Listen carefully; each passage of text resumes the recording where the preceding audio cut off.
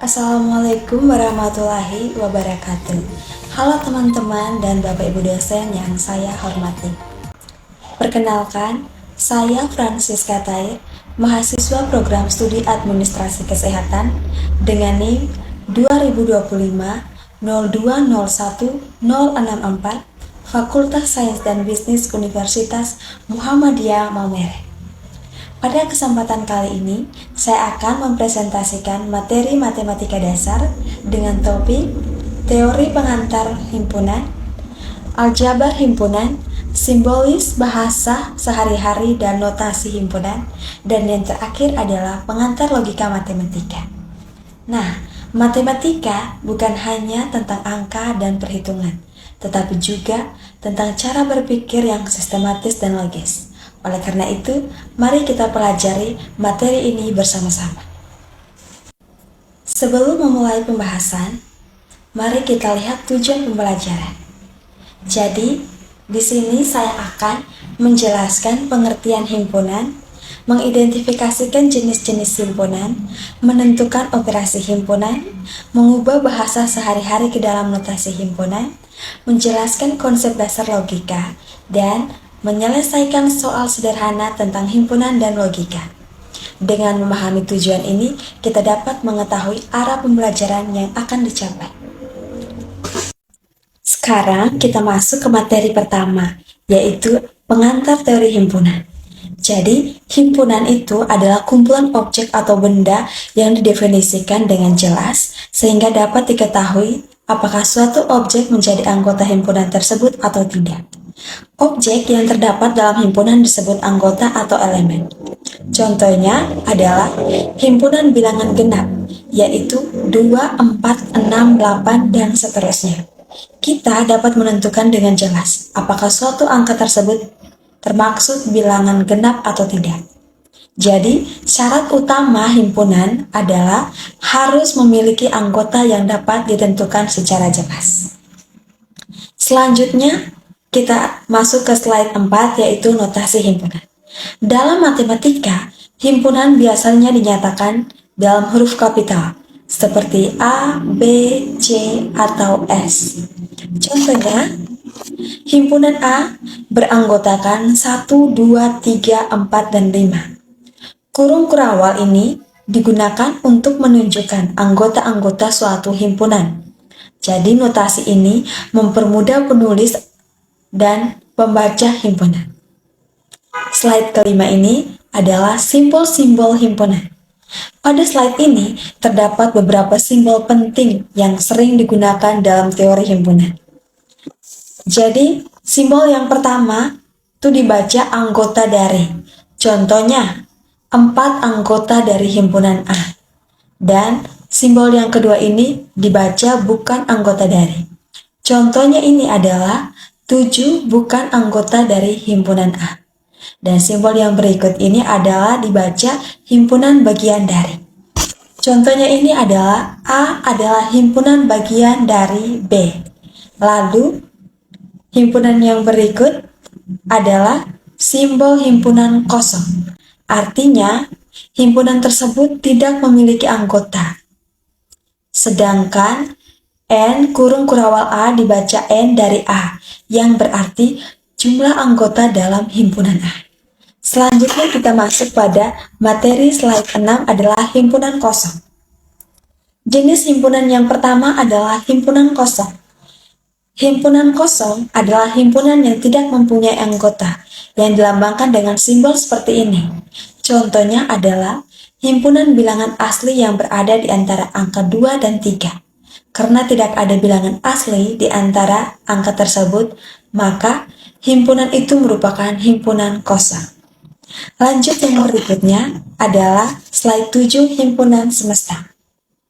Jenis berikutnya ini adalah himpunan semesta, yang artinya himpunan yang memuat seluruh objek yang sedang dibahas.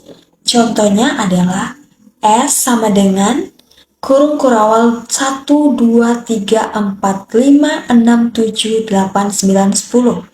Semua himpunan yang dibahas berasal dari himpunan semesta tersebut. Pada slide 8 ini adalah himpunan bagian. Himpunan bagian adalah himpunan yang seluruh anggota terdapat pada himpunan lain. Contohnya, A sama dengan 1, 2, B sama dengan 1, 2, 3, 4. Karena semua anggota A terdapat dalam B, maka A adalah himpunan bagian dari B. Sekarang kita lanjut pada slide 9 adalah contoh soal teori himpunan. Jadi perhatikan contoh soal berikut. Diketahui A sama dengan 2, 4, 6, 8. Pertanyaannya, apakah angka 4 termasuk anggota himpunan A? Karena angka 4 ini terdapat dalam himpunan A, maka angka 4 merupakan anggota himpunan A. Kita lanjut pada slide 10 ya teman-teman, jangan bosan ya. Jadi pada slide 10 adalah aljabar himpunan. Setelah kita memahami teori himpunan, sekarang kita masuk ke aljabar himpunan. Aljabar himpunan adalah operasi yang dilakukan pada himpunan. Operasi tersebut meliputi gabungan, irisan, selisih, komplement. Mari kita bahas satu persatu. Jadi pada slide 11 ini adalah irisan himpunan. Irisan himpunan dilambangkan dengan simbol seperti ini. Ini dibaca irisan. Irisan adalah anggota yang sama pada kedua himpunan. Contohnya, A sama dengan 1, 2, 3, B 2, 3, 4, 5.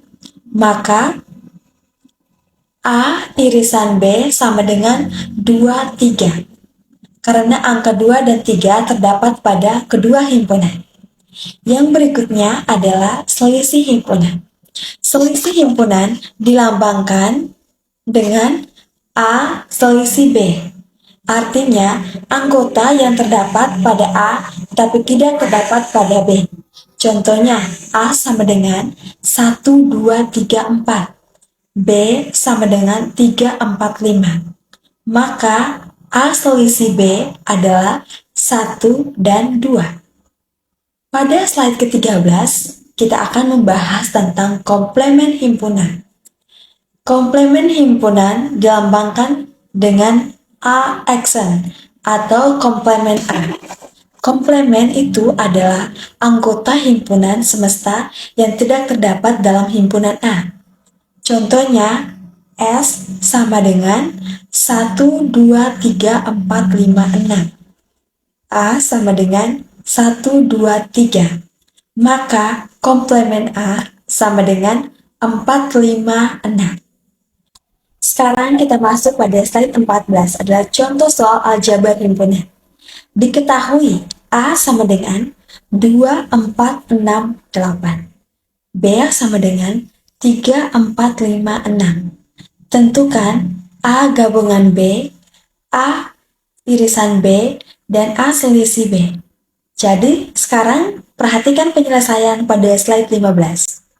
Untuk gabungan, A gabungan B sama dengan 2, 3, 4, 5, 6, 8. Untuk irisan, A irisan B sama dengan 4, 6. Untuk selisih, A selisih B sama dengan 2, 8. Ini hasil operasi himpunan yang telah dipelajari sebelumnya. Di slide 16, kita membahas tentang simbolis bahasa sehari-hari. Selanjutnya kita belajar simbolis bahasa sehari-hari. Simbolis adalah mengubah kalimat sehari-hari dalam bentuk matematika menggunakan himpunan. Tujuannya agar informasi menjadi lebih ringan dan mudah dianalisis. Slide 17 ini adalah contoh simbolis 1. Kalimatnya adalah siswa yang mengikuti matematika. Misalkan, M sama dengan himpunan siswa yang mengikuti matematika, maka ditulis M. Dengan demikian, satu simbol dapat mewakili seluruh kelompok siswa tersebut. Contoh simbolis 2, kalimatnya, siswa yang mengikuti matematika dan bahasa Inggris. Misalkan, M matematika, B bahasa Inggris. Karena terdapat kata dan, maka digunakan simbol irisan yang ditulis seperti ini. Artinya, simbol siswa yang mengikuti kedua mata pelajaran tersebut. Contoh simbolisasi 3, kalimatnya siswa yang mengikuti matematika atau bahasa Inggris. Ditulis M gabungan B, karena kata atau menunjukkan gabungan. Artinya, siswa yang mengikuti salah satu atau keduanya mata pelajaran tersebut. Pada slide 20 adalah pernyataan. Sekarang, kita masuk ke logika matematika. Pernyataan adalah kalimat yang dapat ditemukan nilai kebenarannya, yaitu benar atau salah. Contohnya, 2 tambah 3 sama dengan 5, itu benar. 7 adalah bilangan prima, itu pun benar. Sementara, 5 lebih dari 10 itu salah, karena dapat nilai benar ataupun salah. Maka, semua termasuk pernyataan. Yang berikut adalah contoh simbolisasi 3. Pada slide ini kembali ditunjukkan bahwa siswa yang mengikuti pelajaran matematika atau bahasa Inggris ditulis M gabungan B. Hal ini menunjukkan penggunaan simbol gabungan dalam kehidupan sehari-hari. Pada slide 22 adalah contoh soal simbolisasi. Diketahui M mahasiswa matematika, K mahasiswa kimia, dituliskan notasi seperti ini. Mahasiswa yang mengikuti matematika dan kimia. Jadi pada slide 23 ini adalah jawaban soal simbolisasi tadi. Karena menggunakan kata dan, maka digunakan simbol irisan. Jawabannya adalah M irisan K, artinya mahasiswa yang mengambil kedua program tersebut. Pada slide 24 terdapat lagi pernyataan. Dalam logika matematika, pernyataan adalah kalimat yang dapat ditentukan nilai kebenarannya. Contoh, 2 tambah 3 sama dengan 5 adalah benar. 10 adalah bilangan ganjil adalah salah. Pada slide 25 adalah kita masuk pada negasi. Jadi, negasi dilambangkan dengan simbol seperti ini dibaca tidak. Contohnya P, hari ini ujian. Dan di bawahnya ini ada contoh berikut ini kita baca hari ini tidak hujan. Negasi membalik nilai kebenaran suatu pernyataan. Pada slide 26 ini adalah kita membahas tentang konjungsi. Konjungsi dilambangkan dengan seperti ini. Ini dibacanya dan. Contohnya P, saya belajar, Q, saya mengerjakan tugas. Maka P dan Q artinya saya belajar dan mengerjakan tugas. Pada slide 27 adalah dijungsi. Dijungsi dilambangkan dengan V seperti ini. Ini dibaca atau. Contohnya P atau Q artinya saya belajar atau mengerjakan tugas. Kita masuk pada slide 28 ini adalah implikasi. Implikasi dilambangkan dengan tanda seperti ini atau simbol seperti ini. Ini kita baca jika atau maka. Contohnya P jika Q atau P maka Q. Jika saya belajar, maka saya lulus. Pada slide 29 adalah pimplikasi. Pimplikasi dilambangkan dengan seperti ini. Dibaca jika dan hanya jika. Contoh seperti ini. Saya belajar jika dan hanya jika saya lulus. Contoh soal logika 1. Tentukan negasi dari hari ini cerah. Jawabannya P hari ini cerah dan hari ini tidak cerah. Negasi ini membalik pernyataan suatu kebenaran. Dan yang berikut adalah contoh soal logika 2. Diketahui, saya belajar, saya lulus ujian. Bentuk implikasinya adalah seperti ini dan dibaca, jika saya belajar, maka saya lulus ujian. Pada slide ketiga adalah kesimpulan. Sebagai kesimpulan, kita ketahui, himpunan adalah kumpulan objek yang terdefinisi dengan jelas. Jenis himpunan meliputi himpunan kosong, himpunan semesta, dan himpunan bagian. Bahasa sehari-hari dapat diubah menjadi notasi matematika menggunakan simbolisasi himpunan. Dan operasi perhitungan terdiri dari gabungan, irisan, selisih, dan komplement.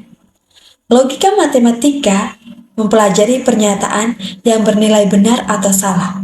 Dan operasi logika meliputi negasi, konjungsi, disjungsi, implikasi, dan beimplikasi. Demikian presentasi saya mengenai matematika dasar yang mengenai teori himpunan, aljabar himpunan, simbolisasi bahasa sehari-hari, dan logika matematika.